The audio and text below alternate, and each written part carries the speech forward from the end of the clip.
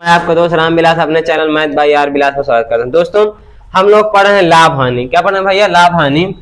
उसमें से हम 6 पार्ट पढ़ चुके हैं। आज हम लोग पढ़ेंगे पार्ट 7। क्या पढ़ेंगे भैया? पार्ट 7, जिसमें जानेंगे जब ए रुपए में बी वस्तुएं खरीद कर बी रुपए में ए वस्तुएं बेची जाए तो लाभ अथवा हानि कैसे निकाला जाएगा। ध्यान देखिए भैया, इन सवालों के माध्यम से हम लोग जानेंगे। देखिए, रीता ने 10 रुपए में 15 खिलौने खरीद कर 15 रुपए में 10 खिलौने बेच दिया। बताइए उसे कितने प्रतिशत का लाभ या हानि हुई। ध्यान सुनिए भैया, तो इस प्रकार के सवाल में कुछ नहीं, आपका रुपए लिख लेना है, वस्तु लिख लेना है। रुपये के नीचे आप रुपये लिख दो, वस्तु के नीचे वस्तु। जैसे देखिए, रीता ने 10 रुपए में, कितने रुपए में? 10 रुपए में, तो आप 10 रुपए। 15 खिलौने, कोई वस्तु 15 यानी 15 वस्तु। इतनी बात समझ पाए भैया? क्या किया? खरीद कर, यानी पहले क्या मिलेगा आपको? सीपी। ठीक है, क्या बता रहे हैं भैया? जब भी इस प्रकार सवाल है, यानी कैसे, जब ए रुपए में बी वस्तुएं खरीद कर बी रुपए में ए वस्तुएं बेची जाए तो रुपये के नीचे आप रुपये लिख लो, वस्तु के नीचे वस्तु।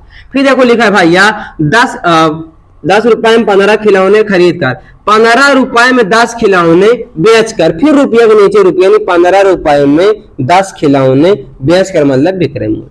इतनी बात आपकी समझ में आई भैया? अब इसके बाद आप कुछ नहीं करना है, सिर्फ तिरछा गुणा करा दो बस। यानी ऐसे 10 में 100, और फिर ऐसे 15 में 225।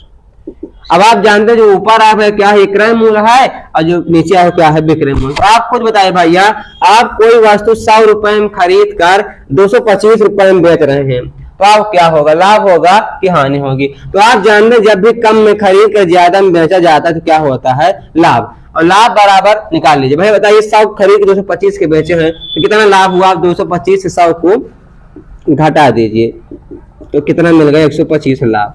तो आपसे पूछा था कितने % का लाभ अथवा हानि हुई, तो हानि तो नहीं, वो हुआ क्या है? लाभ। लेकिन वो पूछा परसेंट में, कितने % का, तो लिख लो भैया, लाभ % बराबर, आप फार्मूला जानते हैं, लाभ बटे क्रय मूल्य, लाभ बटे क्रय मूल्य गुणे 100। 100 कैंसिल आउट, 125% का लाभ आए। कितना आ जाएगा भैया? 125% का लाभ। हम उम्मीद करते हैं आपके सवाल समझ में आया होगा। अब देखिए अगला सवाल भैया, देखिए अगला सवाल क्या कह रहे हैं भैया। गीता ने कुछ कलमें 8 रुपए में 10 के भाव से खरीद कर, ये देखिए, इसको पहले पढ़िए भैया। गीता ने कुछ कलमें 8 रुपए में 10 के भाव से खरीद कर, यानी वही हुआ ना, ए रुपए में बी वस्तु खरीद कर उन्हें, ये देखो, बी रुपए में ए के भाव से बेच कर, यानी 10 रुपए में 8 के भाव से बेच कर। ऐसे ही सवाल आए हैं। जब भी ऐसे सवाल आएंगे आप क्या करना है भैया? रुपए लिख लेना है और वस्तु लिख लेना है, और कुछ नहीं करना है आपको। रुपये के नीचे रुपया लिख दो और वस्तु के नीचे वस्तु। देखो 8 रुपए में, तो रुपये के नीचे रुपये, 8 रुपये, कितनी वस्तु भैया? 10 वस्तु।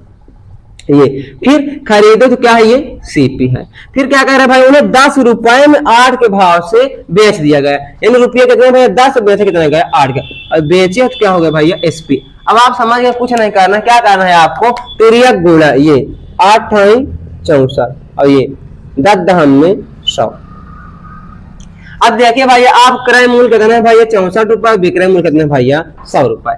अब आप बताइए भैया, 64 रुपए में खरीद कर आप 100 रुपए में कोई वस्तु बेच रहे हैं, इसका मतलब क्या हुआ? कम में खरीद कर ज्यादा के बेच रहे हैं। क्या भैया? कम में खरीद कर ज्यादा के बेच रहे हैं, तो आप क्या होगा? लाभ। क्या होगा भैया? लाभ। तो पहले लाभ निकाल लो। लाभ निकालना आप जान चुके हैं, विक्रय मूल्य माइनस क्रय मूल्य। तो 100 में 64 घटा दो, 10 में 4 गया 6, और 9 में भैया 6 गया 3, 36 रुपए लाभ। यहाँ से पूछा क्या है भाई? बताओ तो कितने % का लाभ अथवा हानि हुई। तो आप हुआ क्या है? लाभ। बताना किसमें? % में। तो आप जान चुके हैं लाभ % बराबर क्या होता है? लाभ बटे क्रय मूल्य। क्रय मूल्य आप कितना है भैया? 64, और गुणे कितना भैया? 100। अब आप इसको काटना है, काट दिए भैया। 4 9 36, 4 1 4 4 6 24, फिर 4 से काटो भैया। 4 से ये 25 बार, 4 से 4 बार। अब 25 में भैया 225, और बाटे कितना? 4। अब आप 4 से सही 4 से 225 भाग देकर सही बटन बना लो भैया। 4 5 20, और 5 4 6 24। तो कितना आ गया भाई? आप जानते हो सही बटन बनाना, जो नीचे लिखा उसको नीचे लिख दो, जो किनारे में आया है उसको किनारे में जो बचे उसको ऊपर, यानी आपको 56 से 1/4% का लाभ होगा। मैं उम्मीद करता हूं दोस्तों आपके सारे सवाल समझ में आ रहे हैं। सुनीता 5 रुपए में 4 के भाव से खरीद कर 5 रुपए में 4 के भाव से खरीद कर और क्या किया 4 रुपए में 5 के भाव से बेच दिया। जब ऐसे सवाल है आपको बस क्या करना है, रुपए लिख लो भैया और वस्तु लिख लो और कुछ नहीं करना है। रुपये के नीचे रुपये लिख दो, वस्तु के नीचे वस्तु। 5 रुपए तो रुपये के नीचे नहीं, कहते नहीं 4 वस्तु ये, फिर क्या भैया 4 रुपए 5 वस्तु, समझ गए भैया। बस तुरंत गुणा करा दो, 5 5 25, 4 4 16। ये देखो आप 25 रुपए में खरीद के 16 में बेच रहे हैं, यानी आप खरीदे ज्यादा के हैं और बेच कम के रहे, तो आप क्या होगी भैया हानि। क्या हो जाएगी इस बार हानि, यानी लाभ परसेंट नहीं होगा, आपको होगी क्या हानि। तो हानि पता कर लो भाई, 25 में 16 आप घटा दो भैया 9, देखो 15 में 6 गए 9, 9।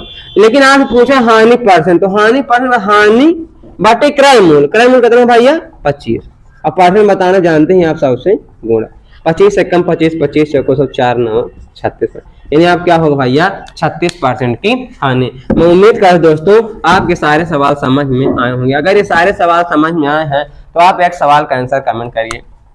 सुनीता 7 रुपए में 8 के भाव से खरीद कर 8 रुपए में 7 के भाव से बेचती है, तो उसे कितने % का लाभ या हानि होगी। पूरा वीडियो देखने के लिए आपका बहुत बहुत धन्यवाद।